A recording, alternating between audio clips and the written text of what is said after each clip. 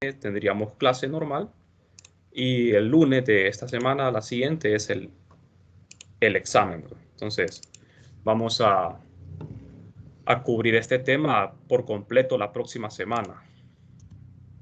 Bueno, entonces creo que por aquí nos quedamos la clase anterior, ¿verdad? Estábamos haciendo una demostración con respecto a la ley de Faraday. Queríamos demostrar que la ley de Faraday es igual, ya sea cuando el medio esté en movimiento o cuando el medio esté en reposo. Me voy a ir atrás para que puedan ver. O sea, nosotros llegamos a esto, ¿verdad? Cuando el campo magnético es variable y el medio está en reposo, o sea, el circuito, tenemos la ley de Faraday. ¿De acuerdo? Ley de Faraday. En forma diferencial. Ahora, cuando el medio está en movimiento, nosotros llegamos a esta relación, ¿verdad? Que en apariencia parece que fuese diferente a la ley de Faraday, por este término que aparece aquí, que es el término debido al movimiento del medio, o sea, el circuito, que puede estar rotando, puede estar trasladándose, ¿verdad? Entonces nosotros nos basamos en el criterio de que dos observadores, uno en reposo y otro en movimiento, tienen que describir el mismo fenómeno, ¿verdad? O sea, la segunda ley de Newton aplicada a una carga que se está moviendo en el circuito, la fuerza tiene que ser la misma. Entonces, como esas fuerzas tienen que ser iguales, a partir de esta relación, nosotros llegamos a esto, ¿verdad? Que el campo eléctrico prima el campo de movimiento, o sea, el campo prima significa el campo eléctrico que describe el observador en movimiento. Al sustituir este campo primado aquí, entonces la ecuación se vuelve la misma que teníamos al inicio. La ley de Faraday permanece sin ningún cambio en cualquier medio que lo observemos, ¿verdad? Bueno, entonces recuerden que cuando un término incluya la velocidad del circuito, se llama término de movimiento, y los términos que contienen la variación del campo se llaman términos de transformador. Entonces aquí nosotros vamos a diferenciar, ¿verdad? Cuando hablemos del campo eléctrico de movimiento, le vamos a colocar una prima. Y ese campo eléctrico de movimiento va a depender de la velocidad del circuito. Bueno, entonces, jóvenes, vamos a ver. Volviendo a ese tema del campo de movimiento, E' es el campo eléctrico de movimiento que depende de la velocidad de ¿quién? Del circuito. Aquí tengo un circuito rectangular que está en una inducción uniforme. Una parte del circuito se mueve con una velocidad v. No se tiene que mover todo el circuito, solo una parte de él. Vamos a ver, si esta parte del circuito, esta regla que está aquí no se moviera, el área permanecería constante. ¿Qué creen ustedes que pasaría, jóvenes? Si esta varilla del circuito no se moviera y el rectángulo se moviera en ese campo uniforme, ¿qué pasaría? ¿Se produciría una corriente inducida o no?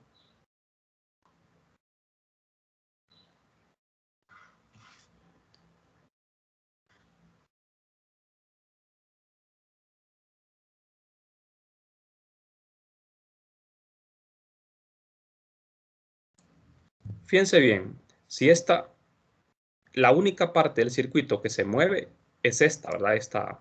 Este pequeño segmento. Se puede deslizar sobre estos dos brazos del circuito. Pero ¿qué pasaría si este segmento no se moviera?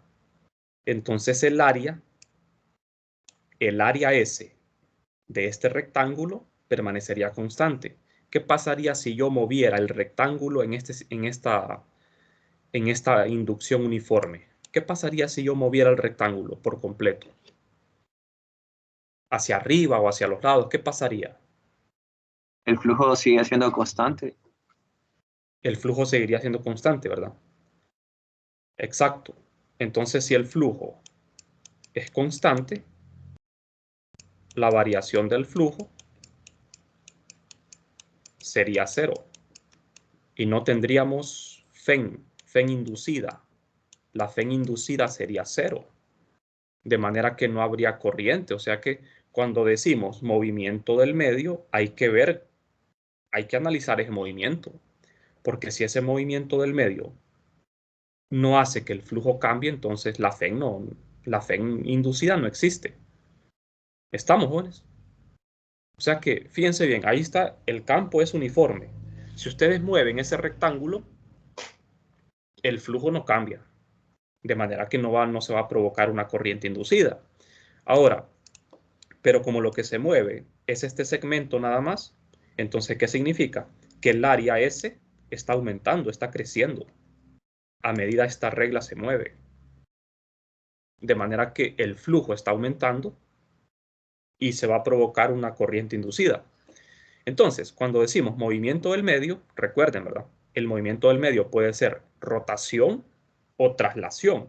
Ya si este rectángulo empieza a rotar, manteniendo su superficie, su área constante, ahí sí siempre se provocaría una corriente inducida, ¿no?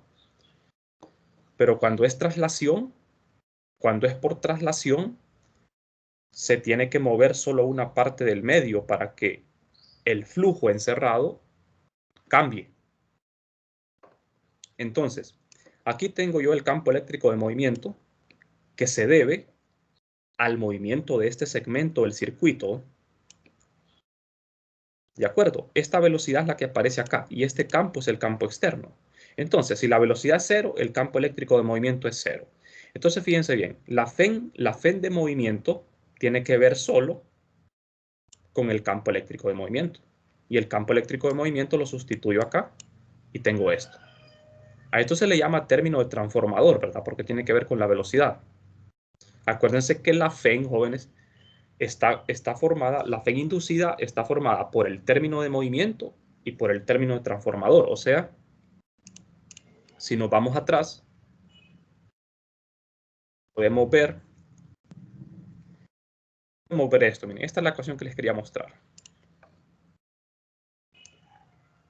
Dos términos, miren, estos dos términos, miren, o acá está mejor. ¿Ve? Esto es.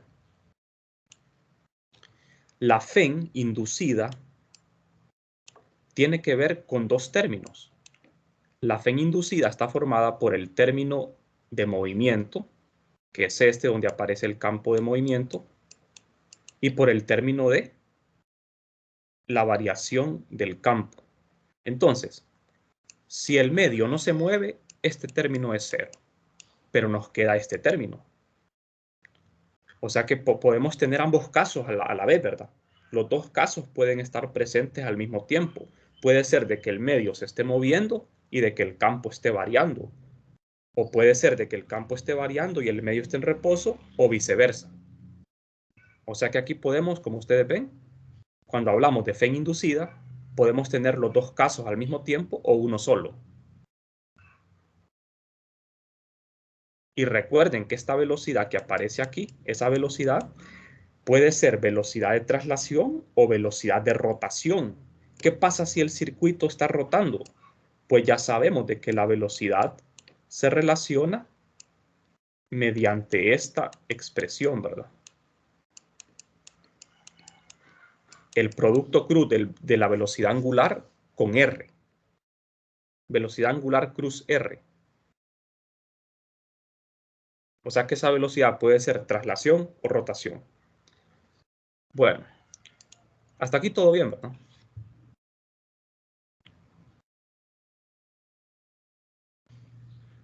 Vamos a seguir entonces. Vamos a continuar. Vamos a hacer aquí un resumen de todo lo que hemos estudiado en este capítulo.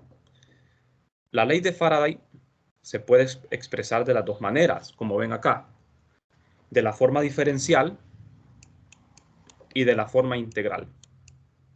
Es lo mismo, las dos ecuaciones son lo mismo.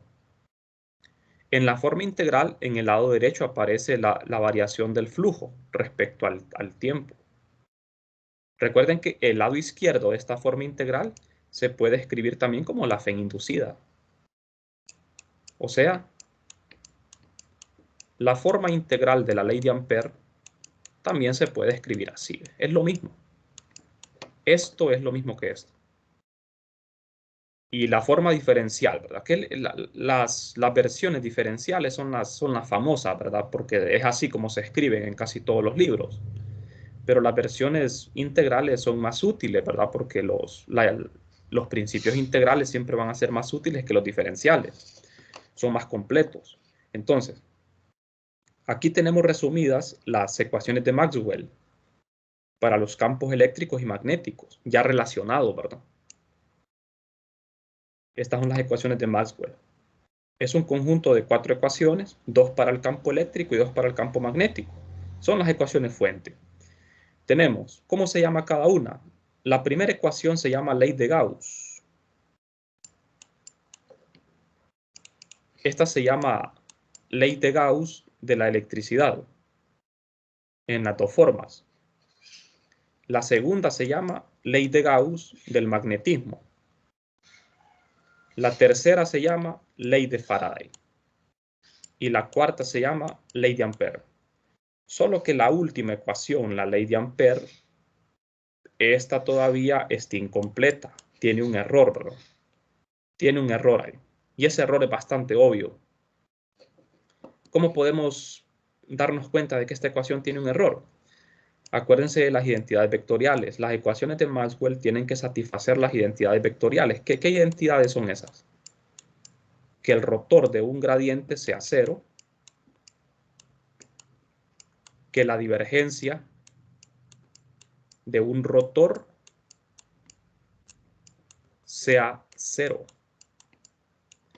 Y la cuarta ecuación, la ley de Ampère, no satisface esta identidad. Y eso lo pueden comprobar ustedes inmediatamente. Si ustedes calculan la divergencia del rotor de B, tiene que darle cero por la identidad. Pero ¿qué sucede? No da cero, porque en el lado derecho, si yo hago la divergencia de J no es cero. ¿A qué es igual la divergencia de J? Por la ecuación de continuidad es igual a la derivada de la densidad respecto al tiempo. Ecuación de continuidad, ¿verdad? ¿Se acuerdan? La divergencia de J más la derivada de ρ respecto al tiempo es cero. De manera que la divergencia de J no es cero. O sea que esto no se cumple. De manera que esta ecuación tiene un error, ¿verdad? Y eso, quien corrigió ese error fue Maxwell. Por eso a esta ecuación se le llama la ley de Ampère-Maxwell. Eso lo vamos a ver en el capítulo 20. Bueno, en el 21, ¿verdad? Que nunca lo vemos ese capítulo, ¿verdad? El 21. Pero la ecuación se llama ecuación de Ampère-Maxwell porque aquí hay un término que falta. Pero por ahora vamos a trabajar así, ¿verdad? Como que fuera correcta la ecuación. Bueno, entonces aquí está resumido todo lo que hemos estudiado hasta el momento, desde 321 hasta el sol de hoy, ¿verdad? No sé si tienen preguntas, jóvenes, hasta acá.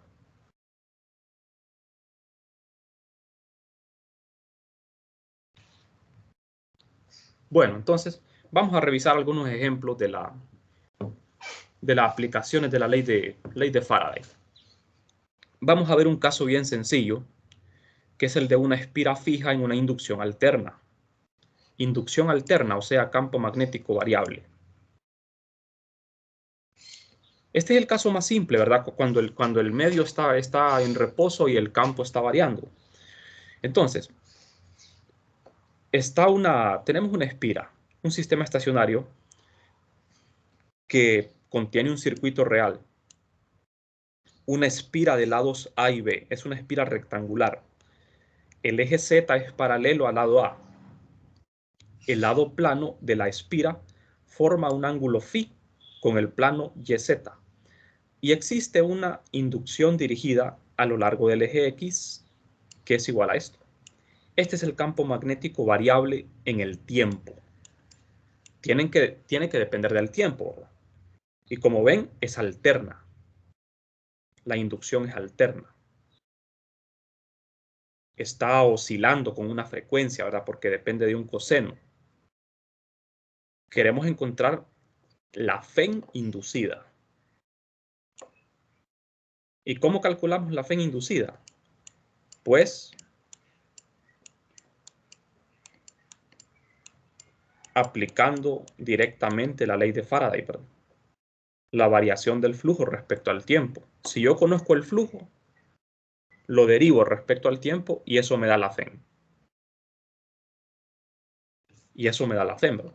Bueno, entonces, veamos. Tenemos un circuito así. Es una espira cuadrada de lados A y B.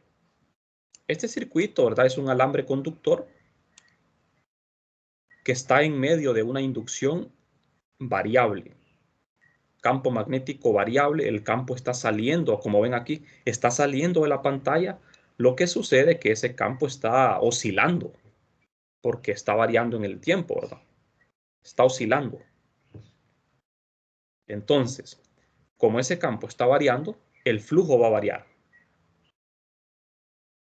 Ustedes dirán, bueno, pero ¿cómo es posible? Bueno, el flujo magnético es la integral, ¿verdad?, de superficie del campo magnético integrado en una superficie abierta. La superficie es la superficie del rectángulo.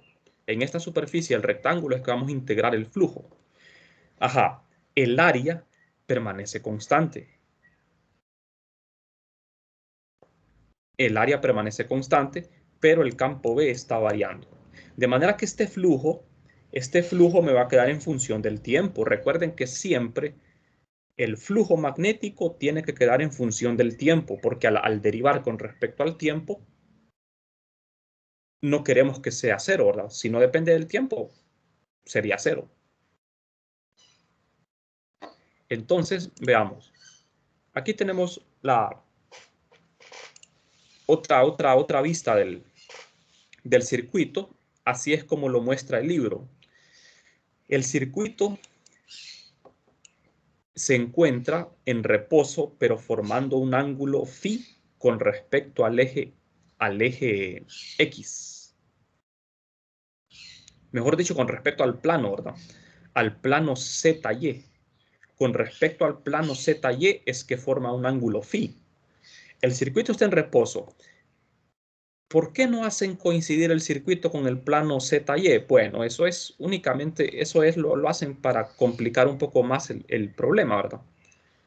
Para generalizarlo un poco más. Entonces, este ángulo que ven aquí ustedes, ese ángulo es constante. Este ángulo no cambia. Es este mismo ángulo, ¿eh? O sea, la inducción magnética es paralela al eje X. Este n que ven acá es el vector normal a la superficie. Es el vector normal a la superficie. De modo que el campo magnético y el vector normal a la superficie forman un ángulo también de phi. Y ustedes dirán, bueno, ¿y ese ángulo? Ese ángulo tiene que aparecer en la integral de flujo.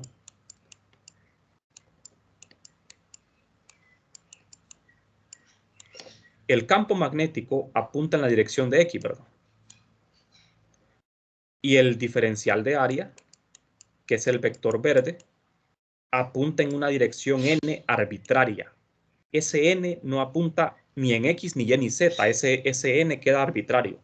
Entonces, al hacer el producto punto de B con el diferencial de área, tenemos que usar la definición de producto punto. De manera que ahí es donde va a aparecer ese ángulo phi. Bueno, entonces veamos. La espira está fija, el campo magnético está variando. Entonces, nosotros para calcular la FEN vamos a emplear directamente la ley de Faraday en la forma integral. Esta es la ley de Faraday. La FEN inducida, que se puede escribir así o también así. Aquí lo que tenemos que hacer es calcular el flujo primero con la integral, con esta integral, miren, el flujo con esta integral, y después derivar el flujo. Eso es todo. Entonces, lo que debemos hacer es calcular primero el flujo magnético y después el flujo magnético, lo derivamos. ¿De acuerdo? Primero calculamos el flujo con esta ecuación, como ustedes ya lo saben, y después lo derivamos respecto al tiempo. Entonces, hay que ver acá. ¿Quién es el campo magnético? Es esto. Es el campo que va aquí. Ajá, donde la frecuencia angular es 2pi por f. Y este ángulo alfa es un ángulo de fase. Esto lo da el problema, ¿verdad? Ese ángulo alfa es un ángulo de fase. ¿Qué significa ese ángulo de fase? Significa que el campo magnético está desfasado, tiene un desfase de alfa en el tiempo que nosotros vamos a calcular ese flujo, ¿verdad? Hay un desfase. Bueno, entonces, simple lo que hacemos es escribir B y escribir el diferencial de área. El diferencial de área quedaría planteado de manera arbitraria en términos de un n unitario. Hacemos el producto interno, ¿verdad?, de B con el diferencial de área. Aquí ustedes pueden ver de que el vector x unitario y el vector n unitario no están en el mismo sistema de coordenadas porque n queda arbitrario, pero por producto punto, estos dos vectores son unitarios, de manera que su magnitud es 1. Por definición de producto punto, eso es el coseno del ángulo entre ellos, que es phi. Entonces, no hay problema. Ese producto punto es coseno de phi. Y ustedes pueden ver aquí en esta ecuación que hemos sacado de la integral B sub 0 es un valor constante del campo magnético en el tiempo t sub 0. Coseno de phi lo hemos sacado y el coseno de Wt más alfa también lo hemos sacado. ¿Por qué? Porque la integral de flujo, en la integral de flujo se integra en un área, o sea, en las coordenadas espaciales x, y, z. No se integra en el tiempo. De manera que la variable tiempo no tiene nada que ver en esta integral, porque la integral es en el espacio, en una superficie. Entonces lo que me queda es esta integral, miren. La integral de superficie, ¿de quién? De un rectángulo. O sea que este es el área de un rectángulo, que es A por B.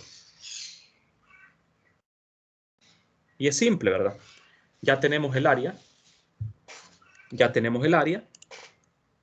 Y lo que hay que hacer es multiplicar únicamente por el área. A por B. Este es el resultado de la integral. Y el flujo, como ustedes ven, queda en función del tiempo. La variable aquí es el tiempo. Lo demás es constante. Este coseno de phi es constante. Entonces, ahora se deriva el flujo respecto al tiempo. Al derivar esto, me queda la derivada del coseno, que es menos el seno, por la derivada del argumento, que sería W. Entonces ya tengo la derivada del flujo.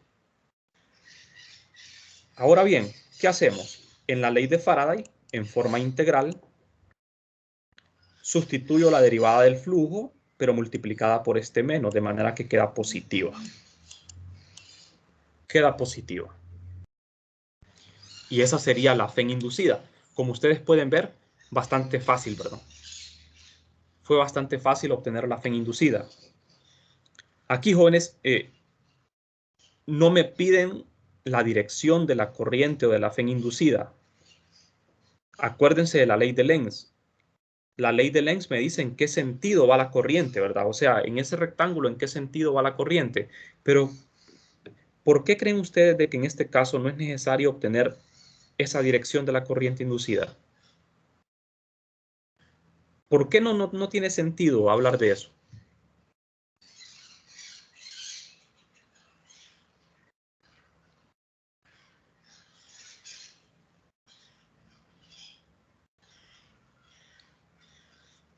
La FEN inducida va a tener la misma dirección de la corriente inducida.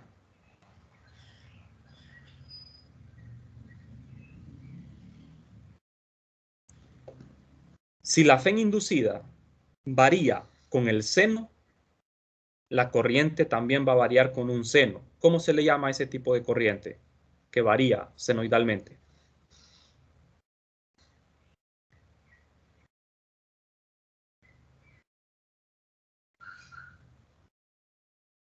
Esa sería una corriente alterna, ¿verdad?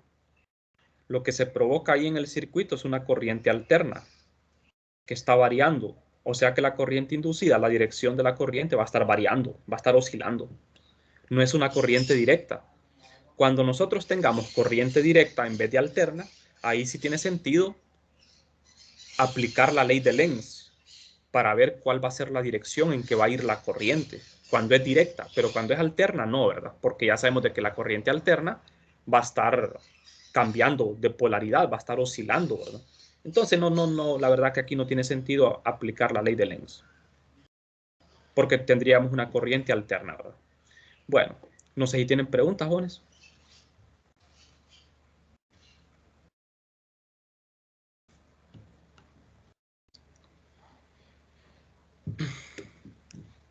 No hay preguntas. Bueno,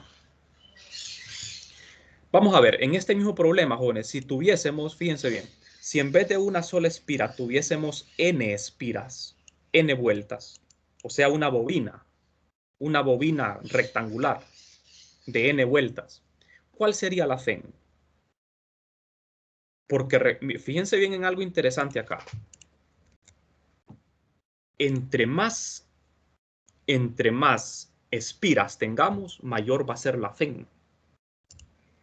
Mayor sería. ¿Por qué?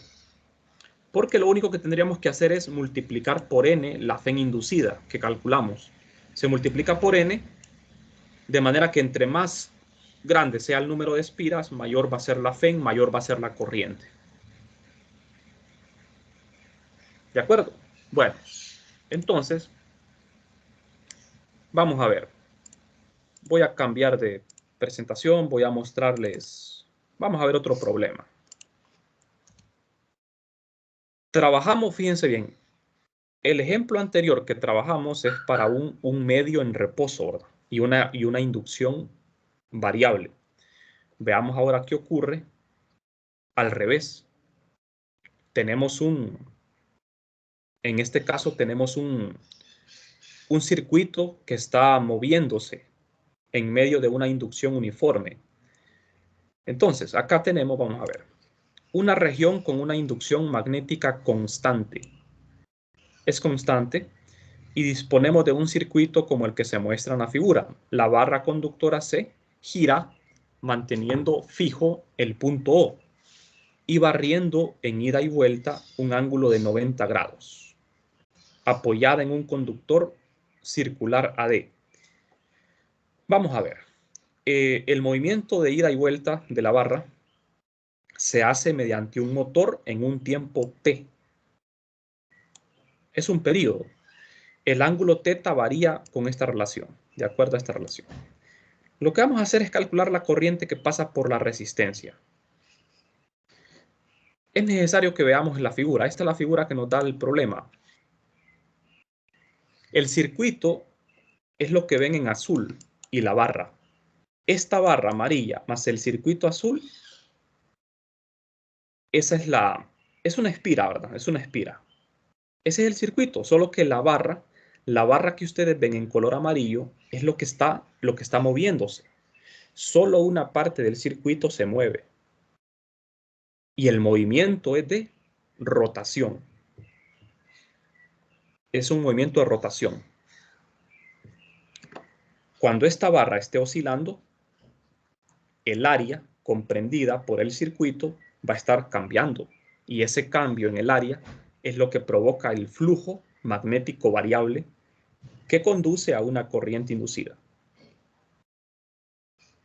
Como ven, el campo magnético externo es un campo constante que apunta en la dirección de Z.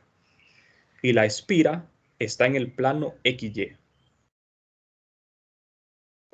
Solo, fíjense bien, solo la barra se mueve. A la barra se le llama C. Es la única parte móvil. Entonces la pregunta es, ¿cuál es la corriente que pasa por esta resistencia del circuito? Bueno, la resistencia ya está dada en el problema, es la resistencia R. La velocidad angular con que gira la barra también ya la da el problema, el ángulo θ también. El radio de la barra es A. Entonces, fíjense bien, me dice acá, el movimiento de ida y vuelta de la barra se hace mediante un tiempo t. La frecuencia es pi sobre t, frecuencia angular, pi sobre el período. El ángulo θ varía de acuerdo con esta relación, o sea, ese ángulo θ que ustedes ven en la figura es variable, varía en el tiempo. Suponemos despreciables la resistencia de la barra y el conductor. Bueno, eso ustedes ya lo saben, ¿verdad? Que todos los alambres tienen una resistencia, pero generalmente se desprecia. También consideramos despreciable el campo producido por la corriente inducida. Calcular la corriente que circula por la resistencia R. Aquí me dicen, desprecia el campo producido por la corriente, por la propia corriente. Cuando aparece la corriente inducida, eso también genera un campo. Ese campo magnético que genera se opone al campo externo. Pero lo vamos a ignorar, ¿verdad? Bueno, entonces veamos. Aquí nosotros podemos resolver el problema de dos maneras. Siempre podemos emplear la ley de Faraday en la forma general. Recuerden que la ley de Faraday en forma general es esta. Esta es la forma general. Es válida para cualquier caso, ya sea para medio en movimiento o para medio estacionario. Siempre se cumple. Ahora, yo puedo resolver el problema de otra forma, usando el campo eléctrico de movimiento. Ese campo eléctrico de movimiento se aplica solo a la parte que se mueve del circuito, en este caso la barra. Solo la barra se mueve. Entonces yo voy a trabajar con la barra. ¿Cuál es el campo eléctrico que se genera en la barra debido al movimiento? Esta velocidad sería la velocidad con que se mueve la barra, pero es una velocidad angular. O sea que tenemos que usar la relación de velocidad con la velocidad angular. Y este sería el campo externo. Entonces, con ese campo eléctrico generado en la barra, yo puedo calcular la Fe inducida también. Integrando a lo largo de la barra. Fíjense bien, la integral de E se hace en una línea. Esa línea es la longitud de la barra. ¿Estamos? Pero el método fácil es este. La ley de Faraday en forma general, ese es el método fácil, porque ahí solo es de calcular el flujo y derivarlo. Pero nosotros tenemos que aprender las dos formas, ¿verdad? Tenemos que usar las dos maneras. Entonces, con el método 1 sería aplicando la ley de Faraday, ¿verdad? Nuestro objetivo es calcular la corriente I que pasa por la resistencia y esto lo vamos a hacer en 3 pasos.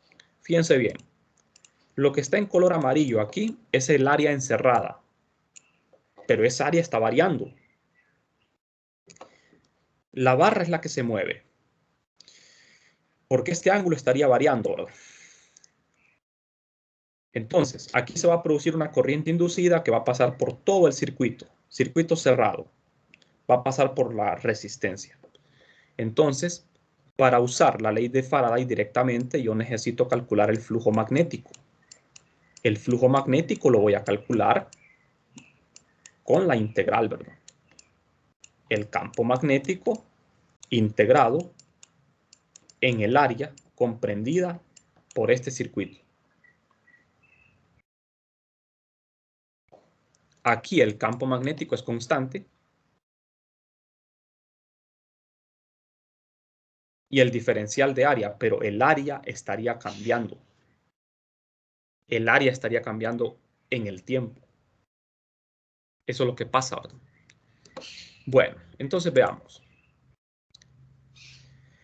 Visto desde otro ángulo, la figura, tenemos acá representado el vector de velocidad angular. Es un vector que apunta en Z. Es paralelo al campo magnético externo. El giro de la barra, la barra va a girar, ¿verdad? Va a estar oscilando en el plano XY. Entonces, el campo es constante. El diferencial de área quedaría así. En cilíndricas, ρ, d de ρ, d de phi en la dirección Z. Como ven acá, este es el diferencial de área. Bueno, entonces, ¿qué es lo que pasa aquí?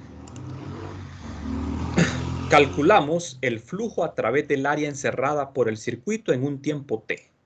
En un instante de tiempo dado, calculamos el flujo. Después encontramos la FEN y después, con la ley de Ohm, calculamos la corriente. Ya conocemos la resistencia y la FEN la obtenemos de la ley de Ohm. Para obtener la corriente, el campo B es esto y el diferencial de área es esto. Lo sustituimos, pero fíjense bien. Este flujo tiene que depender del tiempo. Como ven ustedes en los límites, en ρ integramos de 0 a, es el radio de ese semicírculo, es el radio de 0 a ρ, de 0 a. Pero en phi, el ángulo phi está variando. Varía de teta a pi medios. No sé si se comprende esa parte, jóvenes. Teta es el ángulo inicial, pero teta es igual a ¿qué? A W por T. Por eso aquí integramos de teta a pi medios. La barra solo puede llegar hasta pi medios, un cuarto de círculo. Y el ángulo inicial es teta, pero teta es función del tiempo. Entonces, al hacer la integral, vemos de que la integración en phi, esto da phi evaluado en pi medios y menos wt. Entonces el flujo quedó en función del tiempo. La integral en ρ me da 1/2 de a cuadrado. Simple, ¿verdad? No sé si tienen preguntas, jóvenes. Hemos calculado el flujo magnético con el método tradicional, haciendo uso de la ley de Faraday en la forma integral.